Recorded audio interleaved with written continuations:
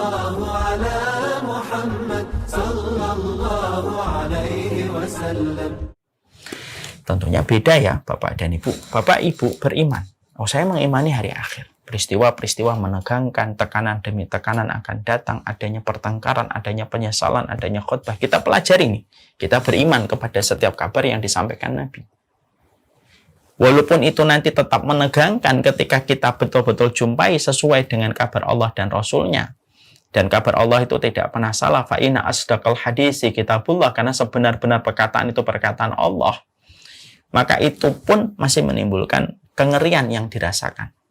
Apalagi orang yang kafir, yang sepanjang hidupnya tidak pernah dengar petunjuk, yang sepanjang hidupnya dia tidak mau beriman. Kalaupun beriman dengan iman yang salah ketika tidak sesuai dengan petunjuk Rasulullah, maka ketakutan yang mereka rasakan itu sangat lebih besar dan jauh berkali-kali lipat daripada ketakutan yang dirasakan orang yang beriman. Karena orang beriman sudah tahu tentang apa yang terjadi dari setiap ilmu yang dia dapatkan, dari petunjuk yang dia pelajari sepanjang hidup. Nah, ini ketika dibangkitkan. Maka ketika ini kondisi yang pertama, bahwasanya ketika manusia mereka itu dibangkitkan dalam kondisi mereka saling berbicara satu dengan yang lainnya, mereka saling berbicara. Ya. Dan itu diberikan seluruh manusia dibangkitkan dalam kondisi lengkap panca inderanya. Ada kondisi yang kedua. Ketika dihalau ke tempat hisab, mereka datang dengan panca indera yang sempurna pula. Dihalau itu diarahkan mereka ke tempat hisabnya. Maka pada saat itu, maka sesungguhnya ketika mereka dihalau menuju kepada tempat hisabnya, Allah terangkan di dalam surat As-Saffat ayat yang ke-22. Ayat yang ke-22 sampai 24. Ukhsyurul ladina zalamu wa azwajuhum wa makanu ya'budun min dunillahi fahduhum ila siratil jahim waqifuhum innahum mas'ulun. Allah menyampaikan pada surat As-Saffat, yaitu ayat yang ke-22, kepada malaikat diperintahkan, kumpulkanlah orang zalim bersama dengan teman-teman mereka dan apa yang mereka sembah dulu ketika di dunia. Jadi ketika manusia sudah dibangkitkan, proses berikutnya kan diarahkan menuju ke tempat hisab. Maka Allah mengatakan kepada para malaikat, ukhsyurul ladina zalamu wa azwajuhum wa makanu ya'budun. Kumpulkan orang zalim sama orang zalim. Ya, makanya itulah yang dimaksudkan dari perkataan Rasulullah, anta ma'aman ahbabta, kamu akan dikumpulkan bersama dengan orang yang kamu cintai. Ya. Al-mar'u ala dini khalilihi, sesungguhnya seseorang itu berdasarkan agama temannya.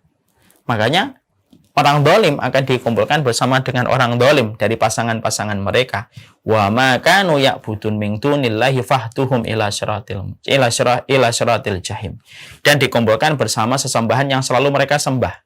Jadi kalau dulu mereka nyembah uang, ya bersama uang itu akan dikumpulkan. Kalau mereka nyembah syahwat, ya sama syahwatnya. Kalau mereka nyembah patung, ya mereka sama patung itu. Mereka akan dikumpulkan dengan apa yang dulu mereka sembah dan selalu mereka gantungkan hatinya kepada perkara itu selain Allah. Sesembahan itu tidak selalu maknanya adalah patung. Tapi ketika hati kita tertambat pada sesuatu, lalu kita tidak pernah bergeser pada apa yang kita tambatkan itu, maka itu termasuk pada satu sesembahan. Maka Allah menyampaikan, wa makanu ya'budun min dunillahi fahduhum ila siratil jahim. Maka tunjukkanlah mereka ke jalan neraka dan tahanlah mereka. Jadi ketika mereka mau diarahkan ke arah neraka itu, Allah menyampaikan, waqifuhum, tahan mereka dulu. Tahan mereka dengan apa yang mereka sembah itu. Karena nanti kan orang-orang kafir akan berjalan di belakang apa yang mereka sembah. Kalau kita membaca di dalam tafsir dan kita membaca dalam hadis. Nanti orang kafir itu akan mengikuti apa yang mereka sembah dan mereka tidak melewati sirat. Karena ketika mereka ngikutin apa yang mereka sembah, nanti apa yang mereka sembah akan masuk ke neraka tanpa sempat menginjakkan kaki di sirat. Lalu para pengikut yang menyembah mereka nanti akan jatuh pula ke dalam neraka itu. Dan mereka tidak sempat untuk menginjakkan kaki di sirat. Ya. Tapi sebelum itu, sebelum diarahkan langsung menuju ke neraka itu, maka Allah menyampaikan waqifuhum innahum mas'ulun. Maka dikatakan waqifuhum, tahan mereka. Fa innahum mas'ulun, mereka akan ditanya. Jadi apakah orang kafir itu nanti mereka juga akan ditanya di dalam kehidupan mereka? Mereka juga akan ditanya. Jadi bukan berarti orang kafir tidak dihisab. Mungkin ada yang bertanya, buat apa orang kafir dihisab, Ustaz? Orang yang tidak beriman itu buat apa untuk dihisab? Kan dia jelas tidak beriman sama Allah dan hari akhir.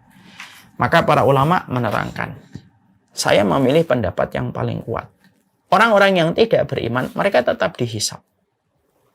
Karena apa? Karena sesungguhnya untuk menyempurnakan keadilan Allah, supaya tidak ada lagi yang beralasan ketika dicemplungkan ke neraka bahwasanya belum ditegakkan perhitungan untuk dia. Itu sebagian para ulama. Jadi orang-orang yang tidak beriman tetap dihisab. Yang pertama itu untuk menunjukkan keadilan Allah. Karena tidaklah seseorang masuk ke neraka karena keadilan Allah, dan tidaklah orang masuk ke surga kecuali rahmatnya Allah.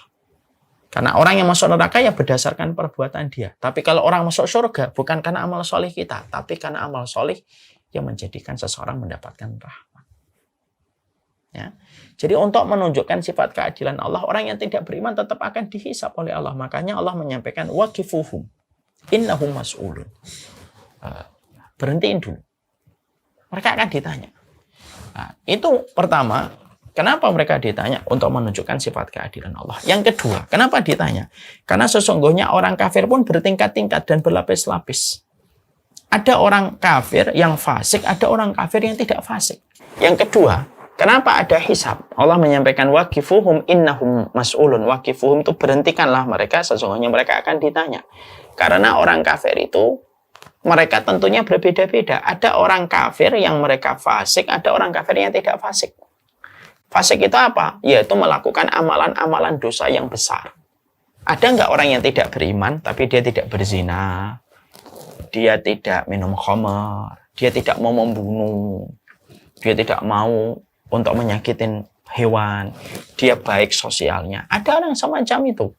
Tentunya orang kafir yang semacam itu dibedakan oleh Allah dengan orang kafir yang minum khamar, dia membunuh orang, dia menyakitin orang. Itu dibedakan oleh Allah.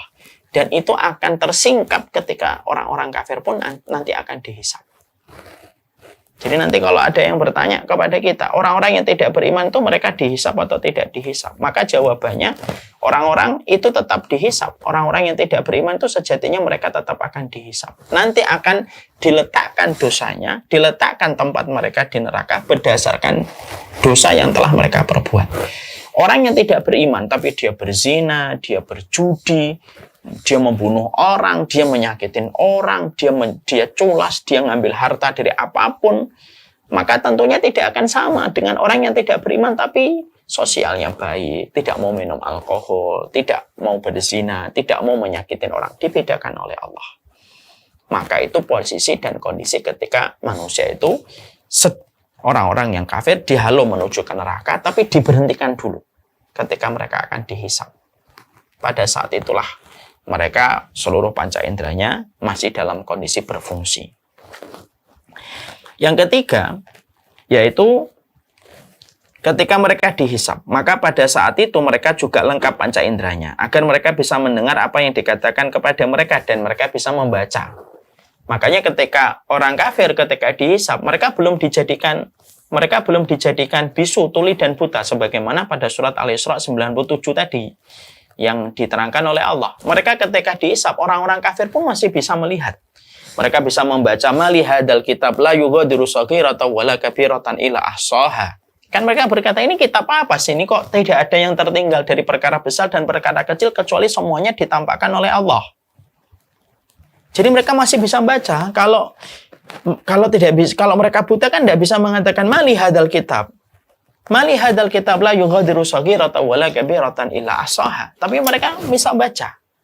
Dan pada saat itulah mereka bisa berkata, dan sesungguhnya mereka saling bersaksi terhadap apa yang mereka lakukan. Pada saat dihisab itulah setiap manusia akan didatangkan 4 saksi. 4 saksi ini. Dan 4 saksi ini tidak bisa dinafikan, tidak bisa diingkari. 4 saksi itu siapa? Yang pertama adalah Allah.